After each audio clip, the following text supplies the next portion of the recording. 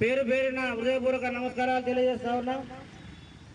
10 సంవత్సరాలు లేని యూరియా ధర్నాకి వచ్చిన రైతు సోదరులకి, మీడియా మిత్రులకి, అలాగే మన ఇల్లందు నియోజకవర్గ ఇన్ఛార్జి గారు శ్రీరామ్ రమేష్ గారిని అధ్యక్షత వహించవలసిందిగా, అలాగే ఈ కార్యక్రమాన్ని వివిధ మన రైతు నాయకుల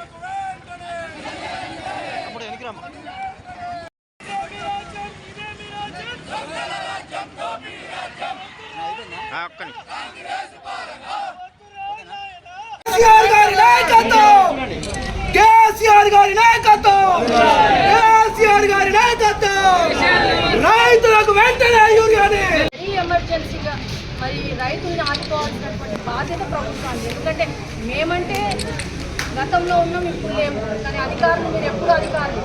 అదే కేసీఆర్ గారి నాయకత్వంలో మీరు కూడా పనిచేశారు. ఆనాడు లేని కొరత ఇప్పుడు ఎందుకుంది, ప్రాబ్లం ఎక్కడుంది, ఎవరి దగ్గర ఉందని ప్రజలందరికీ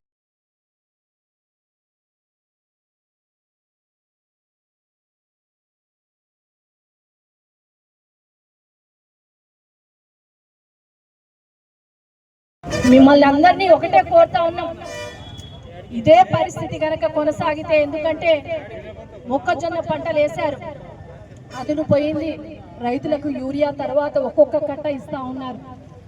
అలాగే ఇప్పుడు కూడా నాట్లేస్తా ఉన్నారు, అదును పోతుంది, ఒక్కొక్క కట్ట యూరియా అందుతా ఉంది. రైతులందరూ కూడా లైన్లలో నిలబడి గోసపడతా ఉన్నారు. ఒకటే మరి ఏదైతే కేంద్ర రాష్ట్ర ప్రభుత్వాలు ఈ విధంగానే గనక కొనసాగితే త్వరలో ఇదే రైతులు తిరగబడి మిమ్మల్ని తరిమి కొట్టేటటువంటి రోజు వస్తుంది అనేసి రైతులందరి తరఫున మిమ్మల్ని హెచ్చరిస్తా ఉన్నాం. ఈరోజు బీఆర్ఎస్ పార్టీ నుంచి కూడా త్వరితగతిన రైతులకు, ఎందుకంటే ఈరోజు గార్లలో లైన్లలో నిలబడ్డ రైతులతో మాట్లాడినాం, పట్టా పాస్బుక్ ఇస్తేనే అది కూడా ఒక కట్ట యూరియా మాత్రమే ఇస్తామంటున్నారు. మరి కౌలు రైతుల్ని ఆదుకుంటాము, కౌలు రైతులకు 12,000 రూపాయలు ఇస్తామన్నటువంటి ఈ కాంగ్రెస్ ప్రభుత్వం కౌలు రైతుల దగ్గర నుంచి పట్టా బుక్కులు ఎక్కడుంటాయ్యా? మరి కౌలు రైతులకు ఈరోజు ఆదుకునే ప్రభుత్వం ఎక్కడుంది?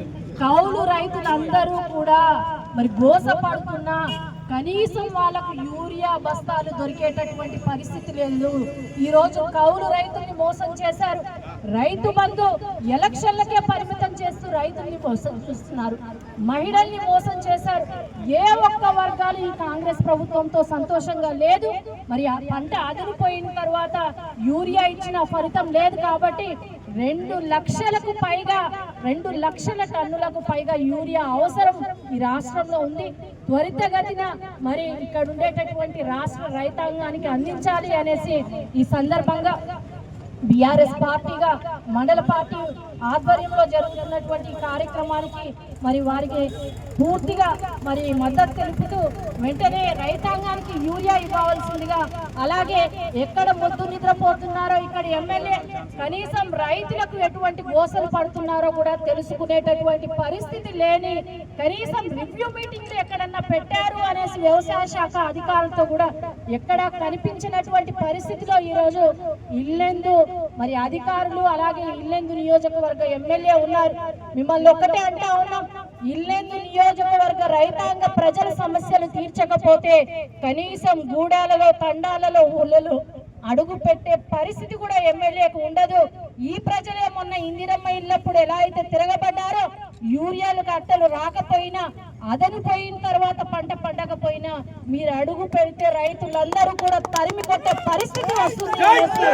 ఈ సందర్భంగా హెచ్చరిస్తూ వెంటనే రైతాంగానికి యూరియా కట్ట అందించేంత వరకు ఈ పోరాటం కొనసాగుతుందనేసి తెలియజేసుకుంటూ ఈరోజు మరి విచ్చేసినటువంటి ప్రతి ఒక్కరికి కూడా పేరు పేరున, ముఖ్యంగా మండల నాయకత్వానికి, టౌన్ నాయకత్వానికి అందరికీ పేరు పేరున కూడా హృదయపూర్వక ధన్యవాదాలు తెలియజేసుకుంటున్నాను. జై తెలంగాణ, జై కేసీఆర్, జై కేటీఆర్.